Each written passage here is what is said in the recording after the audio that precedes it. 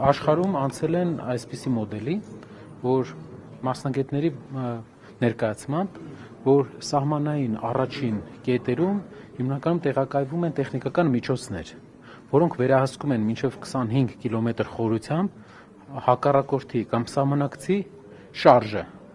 եւ կարողանում են որոշ ժամանակ կանխարգելիչ տեղեկություն տալ, որպեսզի հիմնական ուժերը դուրս գան պաշտպանական դիրքեր։ Այսինքն, ինչպես բացատրում են մեզ մասնագետները, պոստային համակարգից աշխարհը սկսում է անցում կատարել խելացի սահմանի, սահմանը կատարում է տեղեկատվական առումով, տեղյակ է պահում կենտրոնական շտաբերին, որ կա տեղաշարժեր եւ այդ ժամանակ նոր այնտեղ գործողվում է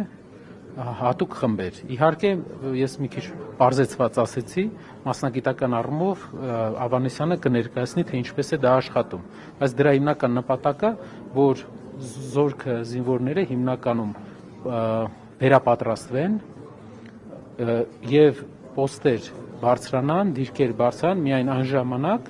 երբ որ պետք լինի, այսինքն պոստերում մշտական տեղակայվող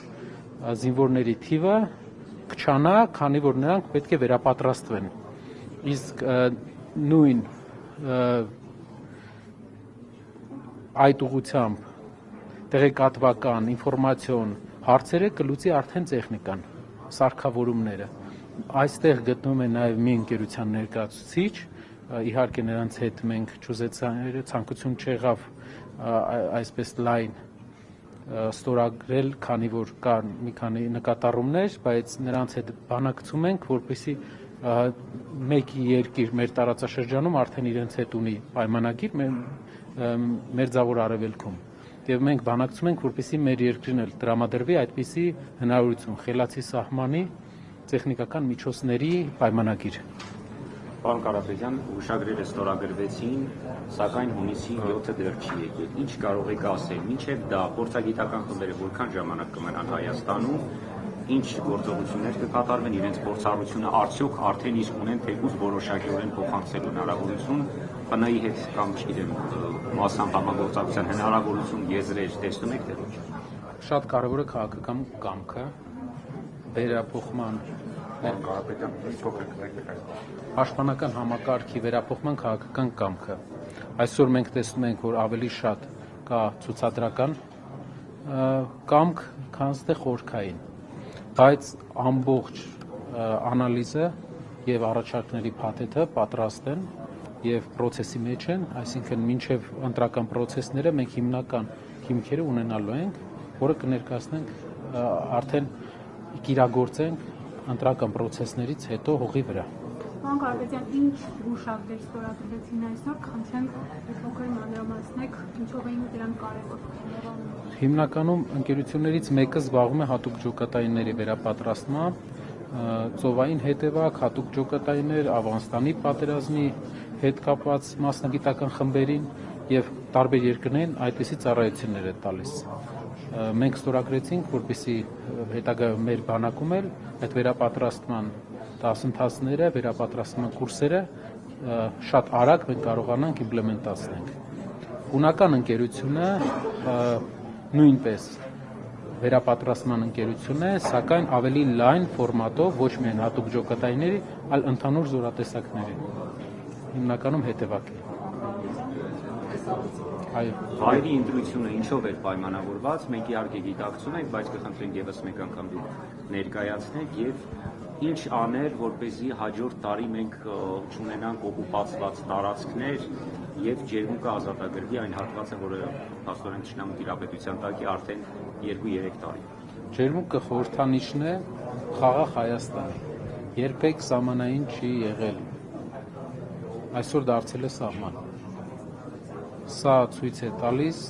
մեր մարտահրավերների լրջությունը։ Տուրիստական հայկական կենտրոնը 2-3 կենտրոններից մեկը դարձել է սահմանային։ Եվ ավելին այստեղ հակառակորդը առաջ է եկել Երևանի չափ մոտավորապես տարածք, առաջ է եկել հայկական սուվերեն տարածքում։ Սա է հենց ցուցանիշը հայկական վերջի 8 տարիների դիվանագիտական ձախողումների, սխալ դիվանագիտության, ջերմուկի տարածքները եւ հայկական մյուս տարածքները, թե Վարդենիսում, թե Կապանի շրջակայքում վերադառնան Հայաստանին դիվանագիտության միջոցով, քանի որ դրանք հայկական սուվերեն տարածքներ են։ Մենք տեսնում ենք դրա հնարավորությունը ուժեղ բանակցողը տեսնում է։ Պարոն Կարապետյան, կրկին ուշագրերի մասին, դրանք հողի վրա իրականություն կդառնան միայն այն դեպքում, երբ կաք իշխանության, թե ամեն դեպքում հանուն ուժեղ Հայաստանի պատրաստ եք դրանց իրականացումը փոխանցել այլ ուժի։ Մենք վստահ ենք, որ մեզ կվիճակվի այն բախտը, որ մեր երկրում անել անվտանգային այդ մեծ փոփոխությունը, որը կբերի թե զինվորների անվտանգության բարձրացման, թե նաև մեր ընդհանուր դիվանագիտության արդյունքում նաև քաղաքացիական կյանքում մեծ փոփոխությունների, այսինքն այսօր Հայաստանի բնակչության կեսից ավելի ամենամեծ վտանգը տեսնում է երկրի անվտանգությունը, առաջնային խնդիրը տեսնում է երկրի անվտանգությունը։ Սա